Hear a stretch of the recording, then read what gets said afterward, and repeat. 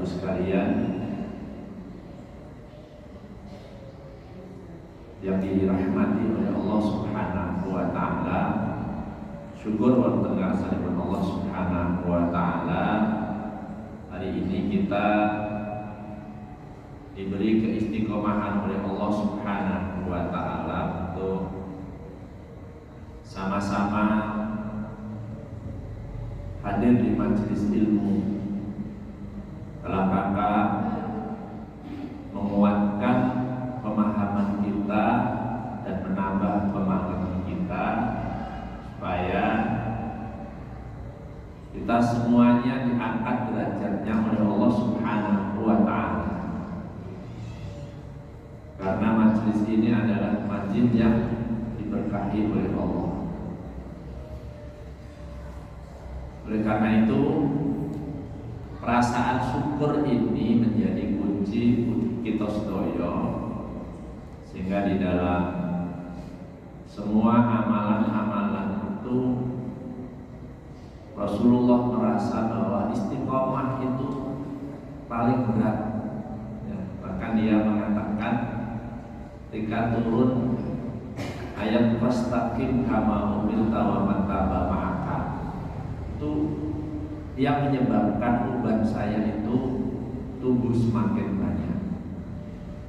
Perintah istiqomah berat ya, untuk kita lakukan ya, karena istiqomah itu macam-macam ya.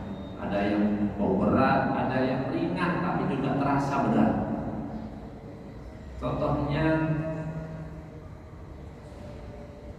sholat sunnah muakkad 12 rakaat itu jarang sekali orang yang bisa. Kalau nggak benar-benar dia orang yang nganggur, sehingga bisa datang, mungkin bisa membersamai muadzin ya, masuk terus tahiyatul masjid ditambah qobliyah zuhur 4 rakaat, ba'diyahnya 4 rakaat, atau ambil yang 2 rakaat. Kalau 10 nanti ba'diyah maghrib, ba'diyah isya dan qobliyah subuh 12. Orang yang istiqomah akan dibangunkan istana di surga oleh Allah Subhanahu wa taala. Ya. Nah, istiqomah bisa istiqomah. Ya enggak bisa istiqomah ya apa yang ia amalkan itu tadi. Ya ini atau mungkin segala sesuatu yang kita kerjakan diawali dengan bismillah. Kelihatan sederhana tapi benar. Termasuk ketika berangkat ke sini tadi, apakah sudah berdoa? Bismillahirrahmanirrahim. Wala quwwata illa billah. Dipikir orang tunanya kondisi tengah ini dipikir. Ya, padahal ini istiqomah itu. Ya, sehingga kita itu dinilai oleh Allah dari keistiqomahan kita itu. Jadi kita syukur hari ini termasuk orang yang bisa istiqomah di majelis ini. Alhamdulillah. Salawat dan salam mudah-mudahan tansah kaujub terkait baginda Rasulullah Sallallahu Alaihi Wasallam. Mudah-mudahan salawat kita itu tidak termasuk salawat yang palsu, ya, tapi salawat yang asli, lahir dari hati, kemudian diucapkan sebagai wujud rasa cinta kita kepada Rasulullah SAW. Ya nanti setelah salawat itu ada ittiba ala kulli hal, semuanya yang dicontohkan oleh Rasulullah kepada kita berusaha untuk ittiba, mulai bangun tidur sampai nanti tidur lagi. Ma'asyiral muslimin rahimahullah, hari ini kita ganti topik ya. Topik kita hari ini adalah fadilah bersedekah. Kita sudah 3 topik ya, mulai keutamaan Ramadan ya, kemudian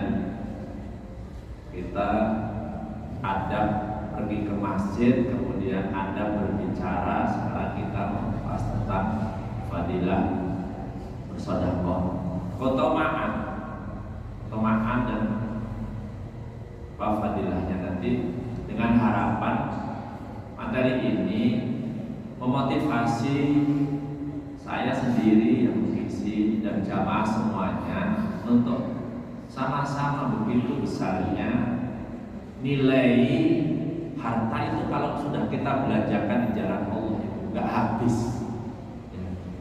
Dibelanjakan di pasar habis. Tapi jangan coba praktekkan, buktikan kalau dibelanjakan di pasar dengan belanjakan di jalan Allah. Ya, sekali-sekali kan ngono ya. Di Singete pasar habis, nanti ujung-ujungnya masuk ke WC, masuk ke kloset. Tapi yang kita belanjakan jalan Allah dilipat gandakan oleh Allah Subhanahu wa Ta'ala. Lampu ini iPad ini mantul, jadi bisa dimatikan yang ini. Mantul, masih mengisap dulu.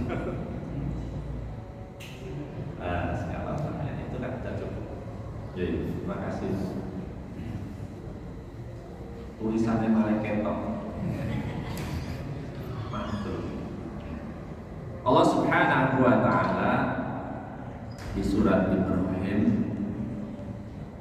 firman, qul li ibadiyalladzina amanu yuqimus sholata wa yunfiqu mimma razaqnakum sirran wa alaniyatan man qabli ayyatiya yaumun la bay'un fihi wa la khilal. Surat Ibrahim.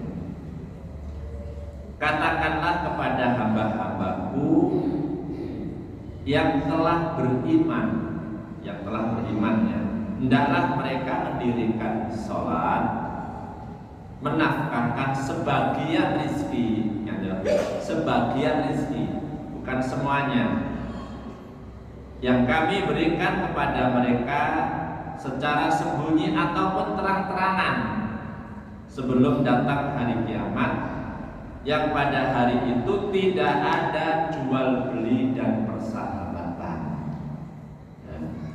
baikun fihi wala khilal. Ini dasar kita bersedekah. Di ayat ini Allah Subhanahu wa Ta'ala memerintahkan dumateng hamba-hambanipun Allah ingkang beriman, ingkang sampun beriman. Jadi selain orang yang tidak beriman, tidak masuk pada perintah ini. Yang pertama, hendaklah dia mendirikan sholat. Ya. Kalau iman itu syaratnya dia bersahadat. Di dalam sebuah hadis itu disebutkan oleh Rasulullah, Bunyal Islam ala khamsin syahadat ya la ilaha illallah. Berarti kalau sudah syahadat itu dia beriman, dia sudah berislam. Nah, kalau sudah seperti itu, masuk ke yang kedua, hendaklah dia mendirikan sholat. Mendirikan sholat kewajiban yang tidak bisa diwakilkan. Sholat, ya. Kita diperintahkan oleh Allah untuk sholat dengan penuh kesabaran. Ya, tak boleh kesusu.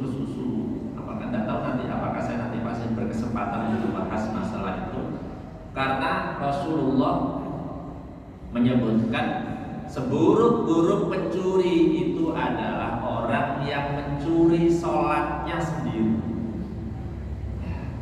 Itu seburuk-buruk pencuri. Bagaimana sholatnya kok dicuri? Ternyata yang dimaksud Rasulullah itu Orang yang mencuri sholatnya itu adalah orang yang tidak menyempurnakan gerakannya. Jadi tidak menyempurnakan rukuknya dan tidak menyempurnakan sujudnya.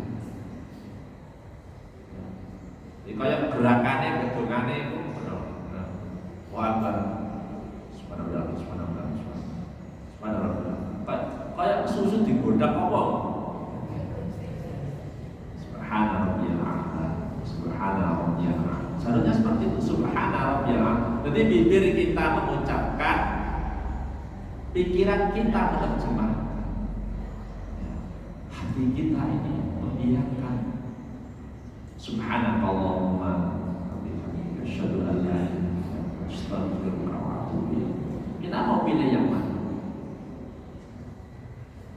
Atau mungkin Rasulullah kurang lebih ketika sujud dan rukuk itu membaca Subhana rabbiyal azim atau Subhana rabbiyal a'la itu 10 kali.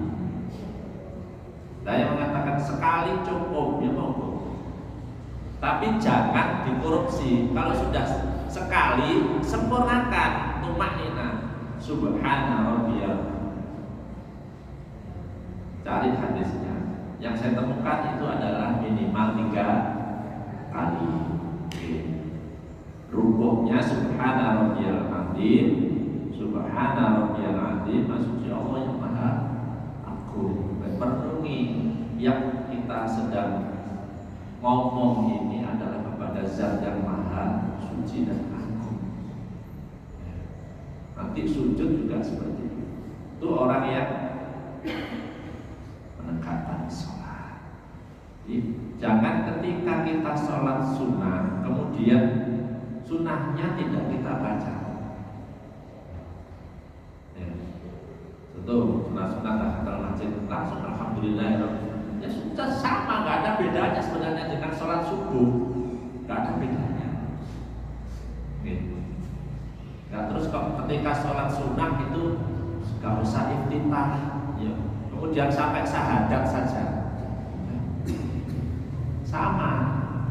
Taman baca di soal jawab majelis takjil suara Muhammadiyah atau di bukunya Ahsan yang segini. Soal jawab kamu Islam Hasan Bagel ya. Tidak ada bedanya. Tidak berarti tahiyat awal itu kemudian kadek membaca sholawat. Tetap tahiyat awal membaca sholawat, tapi nanti di akhir ada tambahan.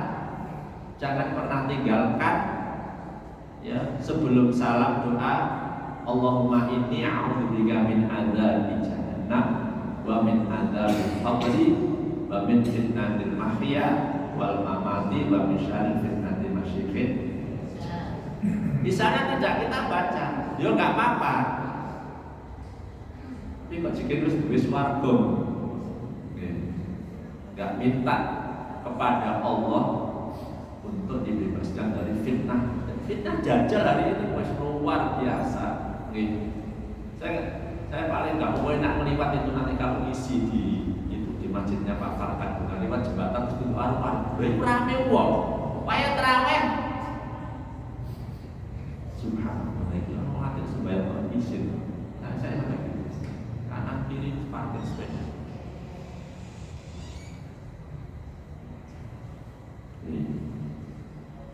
Ini kadang-kadang kita juga, nah, apakah itu nanti termasuk dajjal atau tidak ya? Dibaca referensinya dibaca. Mendirikan sholat, lalu menafkahkan sebagian rezeki yang kami berikan kepada mereka, baik itu secara terang-terangan atau sembunyi. Terserah jenengan. Jenengan kalau secara terang-terangan bisa menahan untuk tidak riya, apa-apa. Seperti pemimpin itu sepertinya sedekahnya jangan disembunyikan karena dia ada tauladan, ada contoh. Tidak memunculkan apa sudut. Nah, tapi ya itu jaga hati, jagalah hati, jangan kau nodai banyak itu ketika kita sudah tidak enak gitu, ketika bersedekah terus nggak ada yang melihat. Bahkan ada sedekah yang memang harus dinampakkan, bahkan diucapkan, ini saya zakat mal, diucapkan. Aku lihat memberikan yang berlak yang akhirnya bingung, apa ini apa ini kok sampai nakai sampai 50 juta nih zakat. Itu kayaknya berarti uang ini duit sekian, nah, simpanan sekian, atau supermarketnya itu yang berputar hartanya sekian, bisa diketahui. Jadi pulau panjenengan dan sedaya masing-masing mempunyai kadar keimanan yang berbeda-beda terhadap berinfak atau bersedekah. Mau tinggal apakah kita secara terang-terangan ataukah secara tersembunyi. Ini dasar yang pertama. Ingkang nomor kali disebutkan wonten di surat Al-Baqarah 254. Ya ayyuhalladzina amanu anfiqu mimma razaqnakum. Wahai orang-orang yang beriman, belanjakanlah di jalan Allah sebagian dari rezeki yang telah kami berikan kepada kalian. Jadi perintah membelanjakan bersedekah supaya apa? Kita tidak rugi. Sudah punya, diberi kemampuan oleh Allah, dan kita sudah punya, tetapi kita tidak membelanjakannya di jalan Allah, maka kita sendiri nanti akan rugi. Nanti kita akan ketemu ayat ya, di mana orang yang sudah meninggal itu minta sekejap saja dibangunkan lagi oleh Allah, karena itu banyaknya hartanya yang belum dibelanjakan, nganggur, ditinggal nganggur, dan itu tidak tahu nanti siapa yang akan memanfaatkan harta yang ditinggalkan itu. Atau di ayat yang lain, di ayat yang ke-267, ayyuhalladzina amanu anfiqu min thayyibati ma kasabtum. Dan orang-orang yang beriman, nafkahkanlah di jalan Allah sebagian dari hasil usaha. Ya, dagang itu diketahui jumlah modalnya berapa, yang sudah jadi barang berapa, satu harinya dapat keuntungan berapa, lalu gimana cara menghitungnya, seperti itu. Jika punya hutang, tanya nilainya berapa. Ini penting ya, supaya kita tidak menjadi orang yang lalai. Di surat At-Taghabun, Allah Subhanahu wa taala menjelaskan lagi, fattaqullaha mastata'tum wasma'u wa ati'u wa anfiqu khairal li anfusikum wa may yuqashiqa nafsihi fa ulaika humul muflihun. Maka bertakwalah kamu kepada Allah menurut kesanggupanmu, dan dengarlah serta taatlah, dan nafkahkanlah nafkah yang baik untuk dirimu. Dan barang siapa yang dipelihara dari kepikiran dirinya, maka mereka itulah orang-orang yang beruntung. Jadi ternyata kikir itu sebenarnya dari nafsu kita. Barang siapa yang bisa mengendalikan nafsu pikirnya tadi, disebutkan baulaika humul muflihun, dia akan beruntung. Jadi kamu sudah membelanjakan di jalan Allah,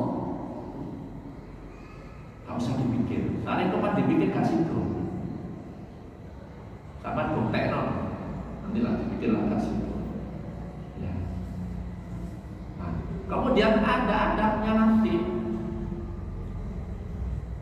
Lalu baik mana ketika dibelikan keluarganya sendiri yang masih ada yang kekurangan, atau dibelikan kepada orang lain, ada pertimbangan fikihnya ada. Maka keluarganya sendiri itu didahulukan. Itu dapat 2 pahala. Pahala bersedekahnya, pahala menolong saudaranya yang masih membutuhkan itu. Ya. Jadi luar biasa Islam itu. Kalau kita mau belajar maka sungguh arahannya itu akan sesuai dengan itu. Tapi kemudian tidak mesti dulurmu dewe, ya tidak semuanya. Tapi dulur itu sudah kewajiban. Tapi saya dulur kok tidak zakat. Zakat ini kotoran yang dibersihkan dari harta kita. Untuk kita berikan saudara. Yang beri yang sedekah yo. Jangan diberi yang zakat. Zakat tetap serahkan ke amil. Nanti amil itu tahu karena saudara kita itu bagian dari jamaah. Jadi bukannya kok tidak boleh gitu. Nanti kita menghilangkan peran amil itu karena kita tidak memahami adab di dalam membelanjakan harta atau mensedekahkan harta tadi. Ini pimpinan cabang itu berbagai daerah ini terkait untuk laporan. Jadi nanti masing-masing ranting itu Lamongan ini kan ditarget 1 miliar nanti perputaran zakat. Maka pertama itu dimintai laporan, bukan dimintai laporan. Kayak ranting Parengan itu zakat fitrahnya terkumpul berapa, sedekahnya berapa, jamaah berapa. Kemudian dibagikan berapa, siapa saja ya itu laporan seperti itu. Nanti kan ketemu ranting ini sekian, ranting ini.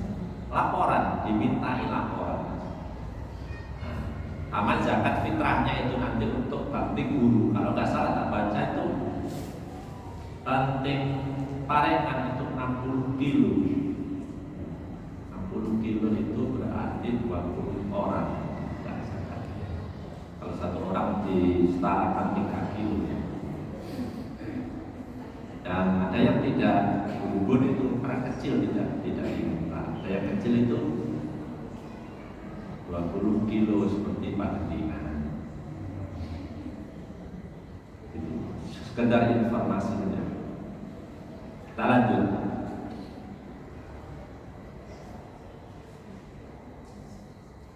Wonten gene hadis Rasulullah sallallahu alaihi wasallam ngendika, "Ma minkum ahadun illa sayukallimuhu Rabbuhu laisa bainahu wa bainahu turjumanun wa yaduru aymana minhu fala yara illa ma qaddama min amalihi wa yaduru as'ama minhu fala yara illa ma qaddama wa yaduru baina yadayhi fala yara illa an-nar tilqa awajhihi fattakun nar walau bisikin fattakun naro walau bisikin tamro.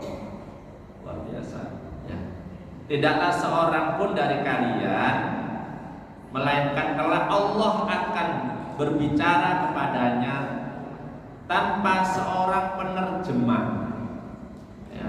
Dia melihat ke kanan, tidaklah dilihatnya melainkan amal perbuatannya yang pernah ia lakukan.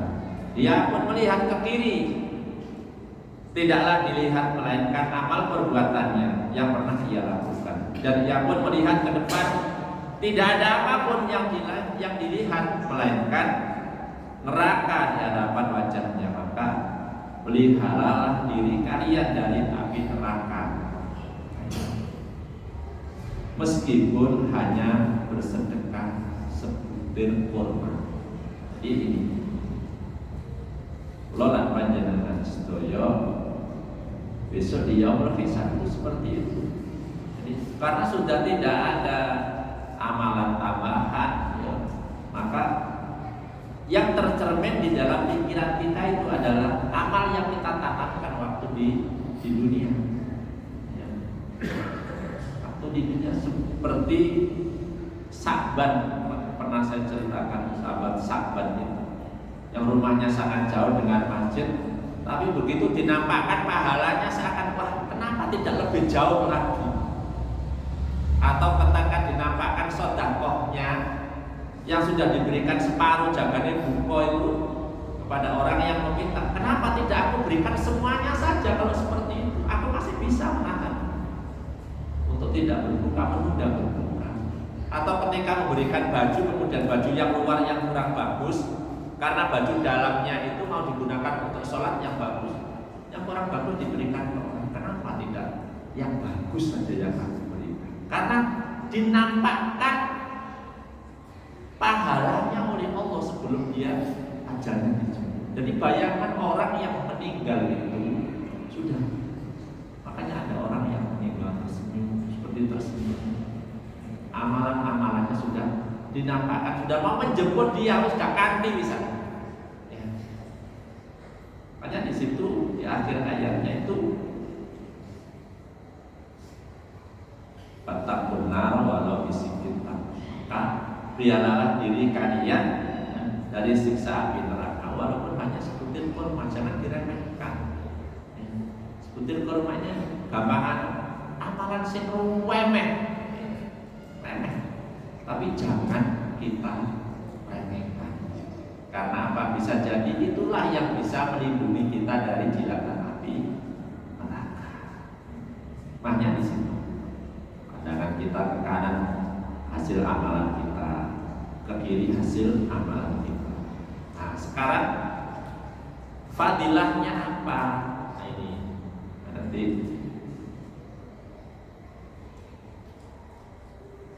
yang pertama, ternyata sedekah itu mampu meredam murkanya Allah. Inna sadaqah sirra tu'fi'u ghadaba rabbi. Jadi saat temene sedekah yang disembunyikan, ya, tidak ada orang yang tahu, hanya butuh Allah saja yang tahu. Lihat pas di grup SMP ada kemajuan hamba Allah semua yang bersedekah, nggak mau dilihat namanya, untuk memberikan supaya sekedar mungkin uang bakti kepada guru-guru di SMP Muhammadiyah. Sungguhnya sedekah yang tersembunyi itu dapat meredam murkanya Allah. Allah mau marah kepada kita gak jadi karena kita ahli sedekah. Ingat ya, antara qadar dan takdir. Qadar tak apa. Takdir ini yang direalisasikan. Ada umatnya Nabi Musa alaihissalam. Dia ini suami istri, tapi sergepe taatil luar biasa, tapi dia ditakdirkan oleh Allah. Akhirnya suatu saat itu dibisiki sama istrinya, apa kita tidak datang saja ke Nabi Musa? Nabi Musa itu doanya kan dikabulkan sama Allah. Pengen menepi dari rasanya dari wong sugih, pengen rasa dari wong sugih. Supaya apa? Aku ini wis semua perintah Allah itu sudah saya lakukan, tapi kok saya menderita. Coba minta. Nah, Nabi Musa ya nuruti. Apa coba saya mintakan kepada Allah. Ternyata Allah mengabulkan. Aku beri. Aku beri supaya dia tahu bagaimana menjadi orang yang kaya. Tapi hanya 1 tahun. Karena dikasih atau semua yang diberikan oleh Allah itu digunakan untuk amal kebaikan. Kehidupan ini diberikan semuanya yang bisa ia lakukan, ia lakukan. Sampai tidak terasa 1 tahun, tapi sudah 1 tahun lebih. Sampai Nabi Musa itu protes, sudah 1 tahun masih katanya kembali sudah 1 tahun saja. Ya Allah, katanya hamba yang engkau coba untuk diberi nikmat itu hanya 1 tahun, tapi sampai sekarang kok nggak habis-habis. Allah menjawab, sesungguhnya aku malu mengambil apa yang telah aku berikan kepada hambaku, kemudian digunakan untuk melakukan kebaikan. Aku malu mengambilnya. Itu artinya apa? Rencananya Allah tadi, ya, ternyata tidak diwujudkan dalam takdirnya. Doa itu di situ. Jangan pernah berhenti berdoa, karena dia senjata yang diberikan oleh Allah kepada orang-orang yang beriman. Kemudian nanti adabnya kayak apa? Kita melakukannya seperti itu. Ini sedekah, ya.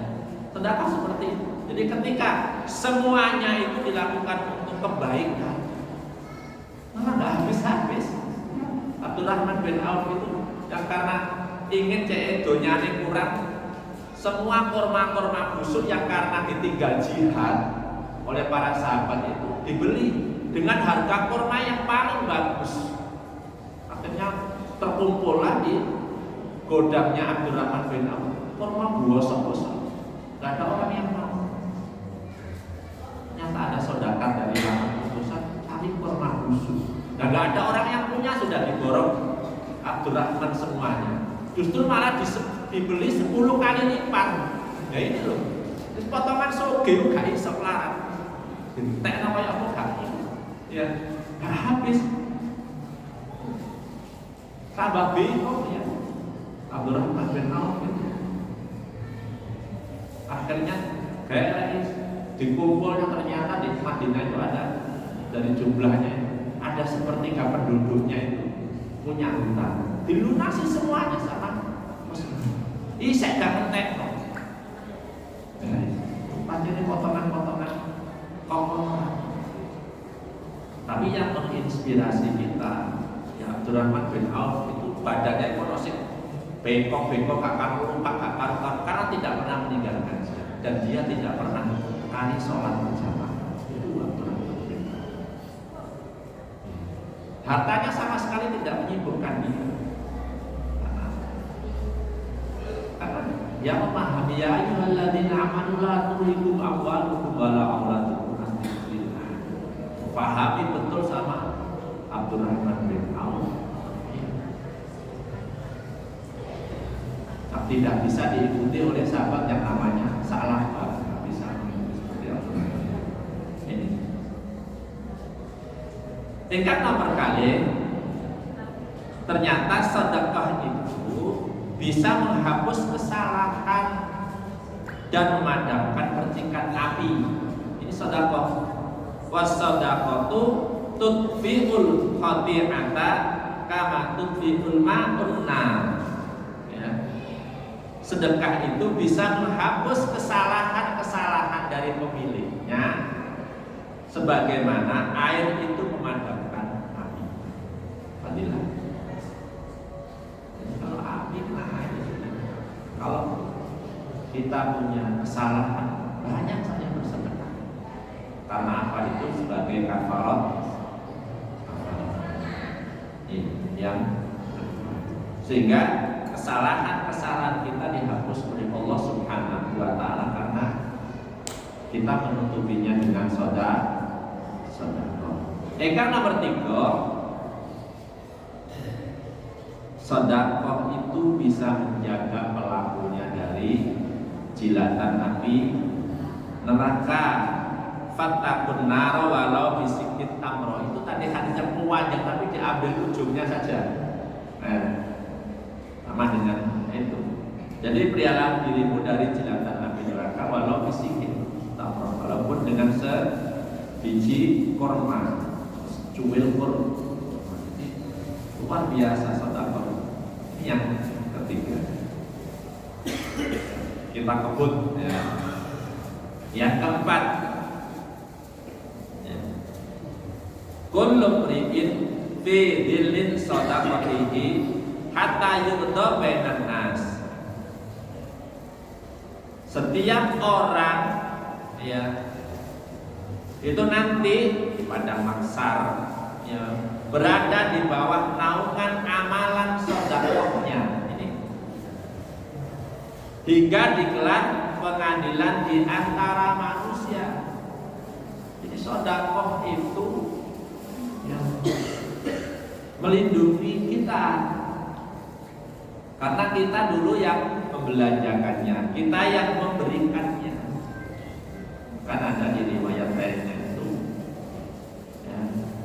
Itu harta kita yang sebenarnya, yang sudah kita sedekahkan, sehingga nanti di hari kiamat dia itu menjadi naungan. Tidak ada naungan pada saat itu. Kalau di padang mahsyar nggak ada pohon, nggak ada pohon, nggak ada rumah. Jadi kan bisa bayangkan itu. Ya. Di Arafah saja kemarin, waktu itu saya lihat kondisinya Arafah seperti ini. Nggak ada pohon, batu-batu, pasir-pasir, nggak ada panas. Ketika kita wukuf waktu melaksanakan haji, itu sudah kita bayangkan bahwa wukuf di Arafah ini seperti miniatur nanti kita di padang mahsyar. Jadi mudah-mudahan kita semuanya nanti dapat perlindungan dari amal kita masing-masing. Dan kita lihatkan supaya apa? Perlindungannya semakin baik karena apa? Kita orang yang gemar beramal, sehingga amalan kita menjadi pelindung kita di sisi Allah Subhanahu wa Ta'ala. Wonten gene riwayat lintunipun disebutkan oleh salah satu sahabat yang bernama Abu Mursad. Wa kana Abu Mursad la tuhti'uhu yaumun ila tasaddaqa fihi bisai'in walau ka'atan au bisalat au kan. Tidaklah suatu hari Abu Mursad berbuat suatu kekeliruan, melainkan ia bersegera bersedekah dengan sesuatu apa saja yang di hari itu ia punya, meskipun hanya sepotong kue tadi, katan, sepotong kue atau bawang putih, karena hanya punya itu barangkali, karena dia melakukan kesalahan. Dan luar biasanya itu Umar. Nah, kita nggak bisa niru seperti Umar aja, apalagi Abu Bakar ya. Ketika meninjau jalan-jalan di waktu sore sebelum asar, senang melihat kurmanya yang buahnya bagus-bagus, senang muter-muter ya. Gak taunya ketinggalan sholat asar, langsung menghadap Rasulullah, ya. Mendengar ayat ya ayyuhalladzina amanu la tulhikum amwalukum wala auladukum an dzikrillah, karena ternyata kebunnya itu telah melalaikan dia dari panggilan Allah. Sudah Rasulullah, aku sedekahkan saja kebunnya. Gak bisa kita tiru seperti itu, soalnya kalau itu balik belanja kau kono, anak kuliah kau kono, jangan niru Umar. Makanya rata-rata kan ayat sebagian rezeki yang seperti sedekah, sebagian rezeki, enggak semuanya, sebagian rezeki. Karena semuanya nanti belanja untuk istri juga sodako, untuk anak juga sodako. Nah, yang kelima, amalan sedekah itu bisa menjadi penawar untuk semua jenis penyakit, sebagaimana sabda Rasulullah SAW, "Dawu mardokum bi sedekah." Obatilah penyakit-penyakit kalian dengan bersedekah. Saya teringat cerita seorang konglomerat yang mau berangkat operasi, karena operasinya itu tidak diketahui apakah berhasil atau tidak, dan itu menentukan kematiannya. Ya. Tapi Tapi sebelum berangkat operasi, ya karena di luar negeri, dia berpesan kepada anak-anak, semua hartanya itu silakan ambil. Dan yang lain sodakokan semuanya, karena saya akan berangkat mati. Karena ini sudah peralatan yang paling canggih di dunia. Begitu mau masuk ke operasi, diperiksa lagi untuk menentukan penyakitnya nanti, posisinya, letaknya kayak apa. Begitu diperiksa, heran dokternya, penyakitnya nggak ada. Padahal itu sudah berangkat, hartanya sudah disedekahkan semuanya, sudah dibagi sama anak-anaknya, sudah berangkat mati. Mau dioperasi karena dokternya sendiri itu tidak tahu apakah nanti berhasil atau tidak. Resikonya kalau tidak berhasil mati, berangkat mati. Sehingga hartanya sudah diwasiatkan semuanya. Begitu sudah di meja, ini orang Timur Tengah, ya. Orang Timur Tengah itu kan sugih-sugih. Sehingga undang-undang di sana itu sampai pemuda itu nggak boleh nikah kalau nggak punya rumah. Aku anak telur lagi duwe rumah, umur 40 lagi nikah, kaset. Nunggu punya rumah, padahal nggak syarat itu. Nggak syarat aja di Indonesia yang gampang, pokoknya senang. Umurnya cukup, kan nggak umurnya cukup ya dengan pengadilan agama di sini. Gampang di Indonesia. Sangat sulit. Soalnya nanti nggak ada anaknya orang yang mau ya, dirawat oleh orang yang belanja sendiri aja kurang. Untuk belanja sendiri aja kurang, apalagi membelanjai anaknya orang. Jadi obatilah penyakit kalian itu dengan bersedekah. Karena penyakit itu dari Allah, penawarnya juga dari Allah. Nah, sedekah itu di situ salah satu keajaibannya. Itu sudah kalau apa-apa itu kita serahkan kepada Allah. Tidak ada yang sulit. Tidak ada yang sulit. Nanti Ayub 7 tahun ya, sampai anaknya ketularan mati semuanya, istrinya sampai rambutnya terakhir kekayaan yang ia miliki, rambutnya yang panjang itu digundul, dijual. Terus gak belum kumpul. Tapi Nabi Ayub isin sampai doanya terkenal. Doanya Nabi Ayub di mana itu?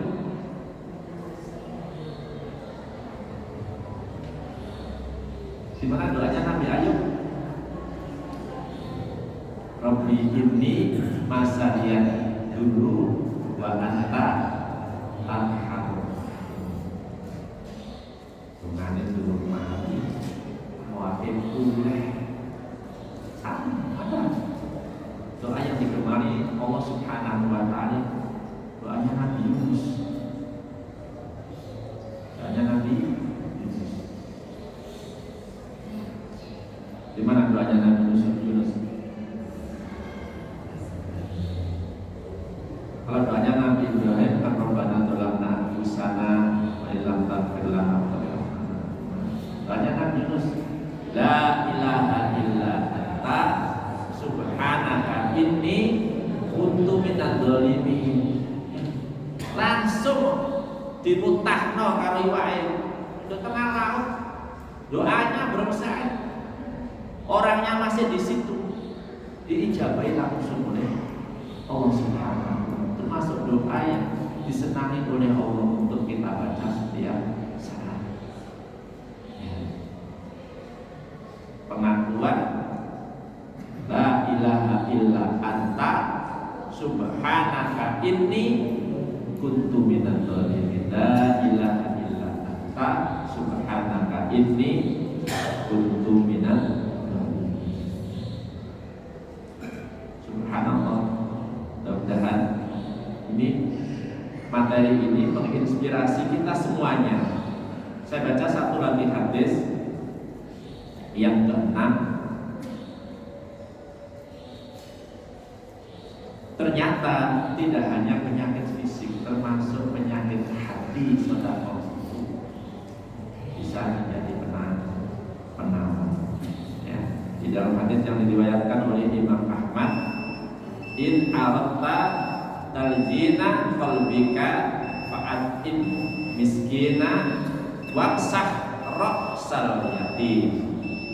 Jika kamu tidak melembutkan hatimu, maka berilah makan orang yang miskin dan usaplah kepala anak.